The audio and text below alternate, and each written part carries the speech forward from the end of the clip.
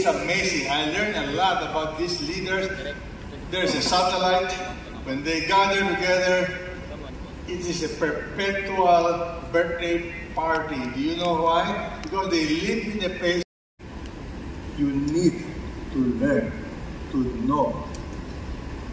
Personal experience, personal knowledge, intimacy of who God is, what He has done for you, and what He promised to do for you. And the Bible says, not just God, the only way to God is through Jesus. This eternal life, you may know you, the only true God, and Jesus Christ, whom you have sent. Jesus Christ is the key. You cannot know God without Jesus. And to know Jesus is know God. So, let's look at the answer to where is the God of justice. Look at the next verse. John chapter 3. Let's read that together now. John chapter 3. Let's read that together. Together, everybody. Behold, I'm going to send my messenger, and he will clear the way before me, and the Lord whom you seek will suddenly come to his temple, and the messenger of the covenant in whom you delight, behold, he is coming, says the Lord of hosts. Let me ask you a question. Where is the God of justice? He answered that by talking about the second coming of Jesus. You see, chapter 3 has to do with the second coming of Jesus. What the Bible is saying, you may not see justice now, but have a big perspective. Someday, Jesus will come. What's my proof? Let's study. I am going to send my messenger, this has to do with John the Baptist, to proclaim the way of the Lord. Remember, John the Baptist is clearing the way of the Lord. And the Lord, notice the definite article, the Lord, who is the Lord, talking about Jesus, whom you seek will suddenly come to his temple. Notice, his temple. The temple belongs to Jesus. So he will appear. What the Bible is saying, justice, you will discover someday when Jesus comes again. Are we clear? So he's talking about his coming. Believe it or not, this verse has to do with first and second coming. Bible prophecies are written in an amazing way. It's like two peaks of a mountain. When you see from afar, you think they are near each other. But there's a valley in between the two peaks of the mountain. You understand? One peak, here's a valley. Now, if you see from this perspective, you don't see the valley. You think they're simultaneous or near each other. My friend, Jesus is coming again. Yes or no? He came the first time, and come the second time. In the meantime, I trust you. You see, whatever is happening to you, God is molding your character. The next thing you need to learn about God is not only God is just, God is immutable. God does not change. And because God does not change, He is righteous in the past, He continues to be righteous today, and He will continue to be righteous forever. And that is why God is very consistent with His promises. Example, the people of Israel, they were totally discouraged. They were turning away from God. God is disciplining them. And God is the same. Yesterday, today, forever. And God is saying, I want you to repent. Okay, let's look at the Bible. God is still the same because in Malachi chapter 3, look at verse 5 and 6. The Bible tells us, I will draw near to you for judgment, and I will be swift against that. He's not describing the sin that is prevalent in those days. Perhaps it's the same today. God is saying, I'm going to bring judgment. I'm going to do something. God brought judgment in the past, Sodom and Gomorrah's time. God's going to bring judgment today. Don't worry, it will come. Look, be a swift witness against the source is the thermometer of your spiritual life. Let me repeat.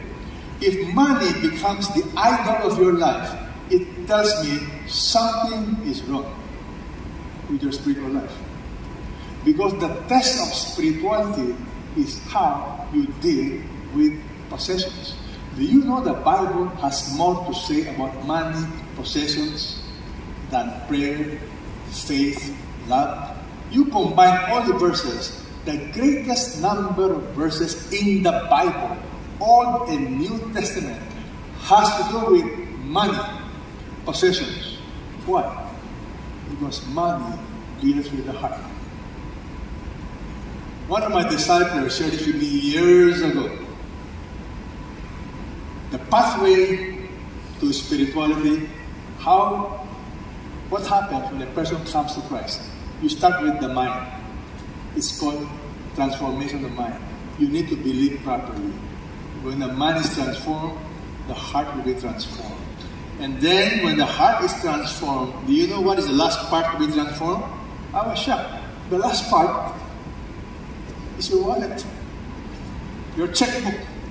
Somebody said, show me where your money is going, and I will tell you your spiritual life. You know what? Jesus tells us, where your treasure is, there will your heart be also. In other words, money can be a tool for spirituality.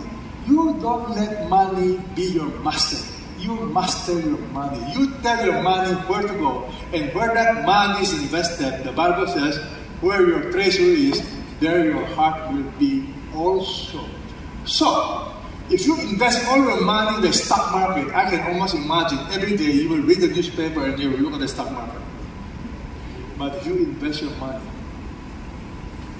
in the work of God, in the kingdom of God, where your money is, there your treasure will be. You know, years ago, when CCA was beginning, a very successful businessman called me. He said, Peter, I want to invest in you. I want to support you. I said, brother, thank you. But God has been faithful to me. I don't need to be paid. God has been faithful to me. He said, no. I want to invest. I said, why? He said, because God told me, where my money is, where my treasure is, my heart is going to be there. The past is always business. Now I want my heart to change. So I want to invest. I said, you know what? Just invest in God's word. No need to invest in me. Invest in God's word. My friend, this is so crucial. Let's look at Malachi chapter 3 one more time about do not rob God. Okay, together, let's read. Will a man rob God? What should be the answer? Of course not.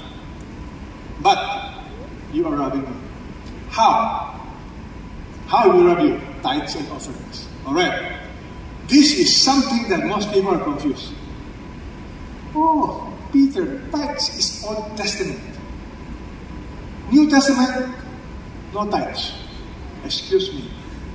I want you to read the Bible. Are you ready to study what is the difference between tithes and offerings?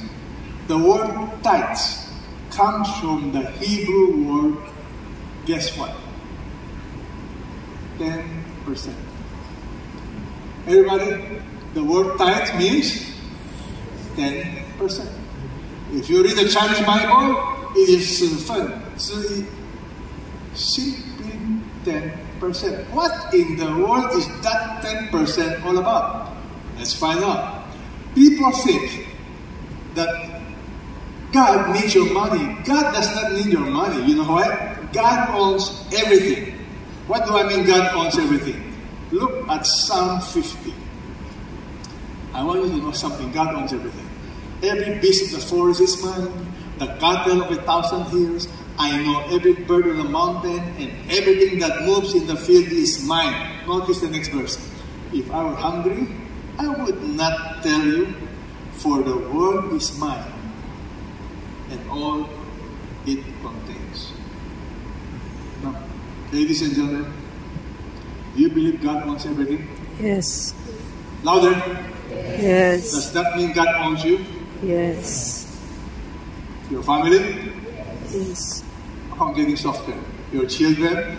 Yes. Now, if God owns everything, does He have the right to take it away from you? Yes. See, that is what hit me. When you surrender all, you are simply saying, Lord, you own everything. I'm not the owner, including my life. Ladies know that God owns everything.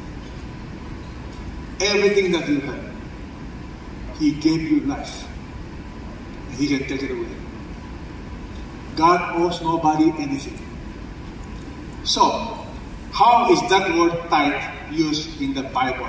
Look at Leviticus. That word tithe, okay? The Bible tells us in Leviticus, can you turn to that verse, Leviticus, about tithes? Everybody? Let's read this together.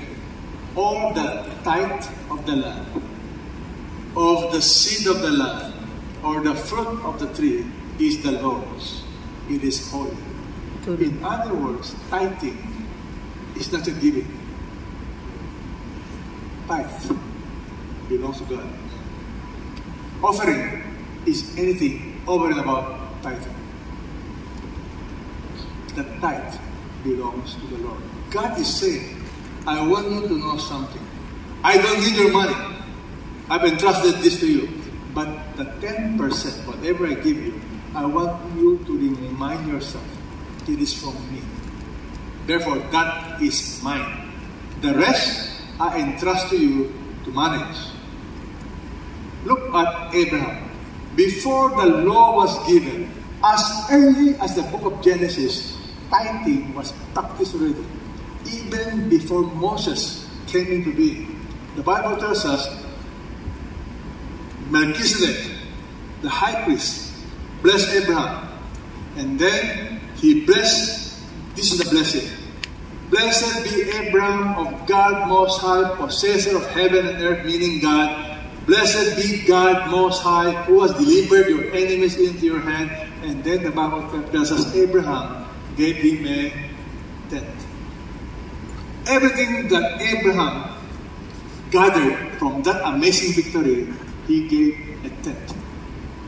Now, who gave him that idea? Look at Jacob. Let's read about Jacob. This stone which I have set up as a pillar will be God's house. And of all that you give me, God, I will surely give a tithe. Jacob understood the principle of tithing. It is reminding yourself all blessing comes from God. God does not need our tithe. It is our own protection. The antidote for materialism is giving. Let me repeat. The only way you will overcome greediness, materialism, is to learn to give. Generosity is the key. Oh, Peter, you showed me Old Testament, all right? Let's look at the New Testament. Let's look at some verses from the New Testament. Are you ready? All right, let's begin with Jesus. Let's read together. Do not think I came to abolish the law or the prophets. I did not come to abolish, but to fulfill. Read the next verse. Truly I say to you, together, until heaven and earth pass away, not the smallest letter or stroke shall pass away from the law until all is accomplished. Whoever annuls one of the least of these commandments, referring to the Old Testament, and teaches others to do the same, shall be called least in the kingdom of heaven. Whoever keeps and teaches them, he shall be called great in the kingdom of heaven. When Jesus came, he never abolished the Old Testament. People are confused. Old covenant, new covenant. What was abolished? The Old Testament talks about how to approach God through animal sacrifices. That's the Old Testament. God designed the temple, designed the altar of sacrifice, all of those pieces of furniture. It is to designate how sins are to be forgiven, because it is talking about the coming of Jesus. Animal sacrifices, the blood sacrifices, the priesthood system, all covenant. What's the new covenant? The new covenant is you don't need animal sacrifices already because Jesus is our sacrifice. That's the new covenant. Our sins are forgiven through the blood of Jesus. That's the new covenant. Priest, the Bible tells us Jesus is our high priest. So the old covenant has to do with how do you go. You know, some Christians don't like this idea. They are so martyr. Have you heard of martyr complex? Some Christians are so spiritual. They don't like to believe God is a rewarder. Oh no, I love God. I will serve Him sacrificially. Okay. Praise God for you, but my God is different. You know what my God tells me? I'm a rewarder. Look at 2 Corinthians. No, look at Malachi. God is a rewarder. Everybody read together. Bring the whole tithe into the storehouse. Now, people ask me, storehouse? The place you worship. Storehouse. For me, I believe here. This is the place I worship. Bring it to the place of worship. Again, don't be legalistic.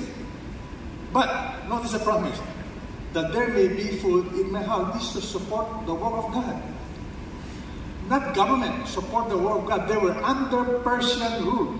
They don't need to support the Persian government, but they needed to support the priests, the people that work in the temple. Everybody, this is the funny part. Please read together. Test me now in this. Who is asking who to test? God is asking you. Test Him. Test me. God says you test me. Oh, you see, money is very important. But God is telling you, you test me. Everybody read. If I not open for you the windows of heaven and pour out for you a blessing until it overflows. I did not make that promise. But one thing I tell you, I've been preaching CC for 4 years. I seldom preach about giving, but every time I preach about giving, people who have taken up the challenge in the last 40 years, not one of them have asked for refund. I tell you, you give to the Lord, you can never outgive God. Amen? Because God is the rewarder. Yes, praise God. God is the rewarder. Look at Hebrews chapter 10. It is not just Old Testament. This is New Testament. Everybody read this. God is a rewarder. Without faith, it's impossible to please God. He who comes to God must believe that He is, and that He is a rewarder. Do you believe God is a rewarder? Yes. Come on, you believe? You know, God does not have to reward us. But God is a rewarder. Amazing rewarder. Today, I've asked somebody to share with us how God has used them to bless others. Please come.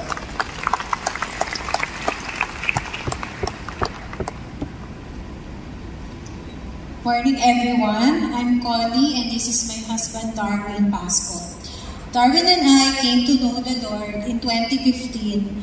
Back then, Darwin left me and my children for another woman who, even if I was pregnant with my third child, it was through the kindness of an office mate who goes to CCM that made me start watching CCM videos online. I watched Pastor Peter spoke on the topic, If God is Silent, Trust Him. Tears rolled from my eyes as I watched the video. I appreciated the message so much that the following Sunday, I brought my sister with me to attend the worship service. That day, I made the decision to accept Jesus as my Lord and decided to forgive my husband. I joined the D group and attended counseling sessions that became instrumental to my spiritual growth. Last thing I knew, I started praying for Darwin to get to know the Lord too. I ran into Connie's friend one day, which was an answer to her prayer. Connie jumped at the chance to work with her so she could send me links to recorded CCF videos, recorded CCF church services. The first one I watched was When God Sings Silent, Be Patient. It was the first time I truly heard the Word of God and it spoke to me. That same week, my mistress and I had a fight, which ended our relationship. Feeling lost, I found myself in front of the CCF building, and from then on started attending CCF services. It was the start of my walk with the Lord.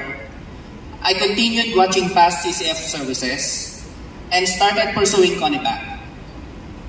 After some time, she decided to take me back. We started attending CCF worship services together, and soon I joined a men's D group. One of the things we learned in our D group is about tithing. It was clear to us that all is the Lord's and none of what we have actually belongs to us. We understood the principle, but our obedience was tested. When Connie and I got back together, we decided to buy a condo, thinking our combined earnings would sustain us. After moving in, Connie gave birth to our third child. Then a month later, I lost my job. This left Connie as the sole breadwinner of our family. I tried working on a new startup. We couldn't pay off our mortgages. We maxed out our credit cards by buying branded items to resell online. But it wasn't enough. Our debts mounted, so I took a job paying half my previous salary. Despite this, we never stopped tithing. There came a time when we struggled to give our tithes, but believing God would take care of us, we gave. Right after dropping the envelope in the tithe box, we received a call from a buyer who wanted all of our remaining stock in our online business. We met the buyer, got the payment, and immediately went back to bring in our tithes. Another time, when our daughter got sick, God prompted a lady in my wife's day group to give her money, even though my wife hadn't mentioned our situation. This blessing wasn't just for us.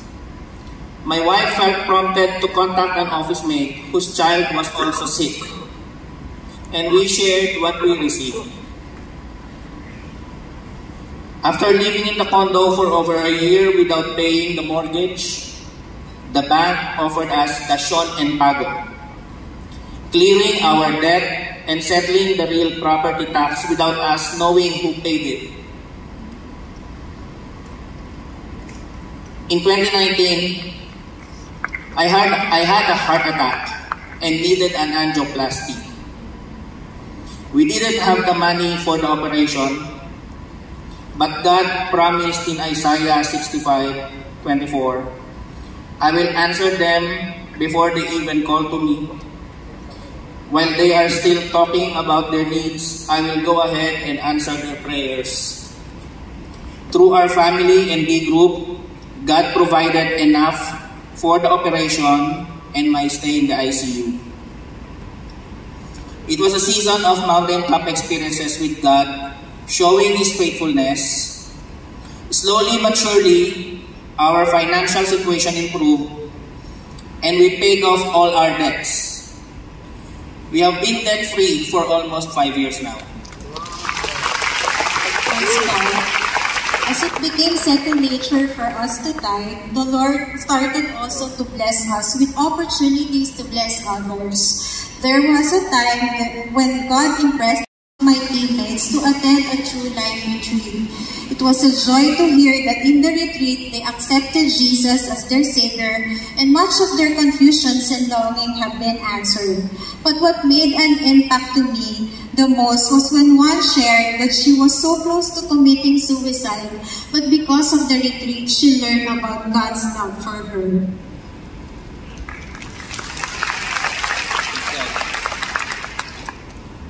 God also gave us the privilege to be part of a pastoral care ministry where we counsel couples and share our story of God's restoration of our family. We are also blessed to be a missionary partner with the Philippine Campus Crusade for Christ, where our regular financial support helps reach communities who need to know the Lord. As steward of God's resources, we honor Him by using our financial means to further His kingdom. God's reward are not just material things. He has surrounded us with godly people who support and help us grow in faith through our D group. The greatest blessing is God Himself, as we experience His provision and presence daily. To God be all the glory. Praise God. Their D group leader is abroad now, so he couldn't be here. But I praise God for this couple. Let's pray for them. Father God, I just thank you for Connie, for Darwin, for using them as an example of how you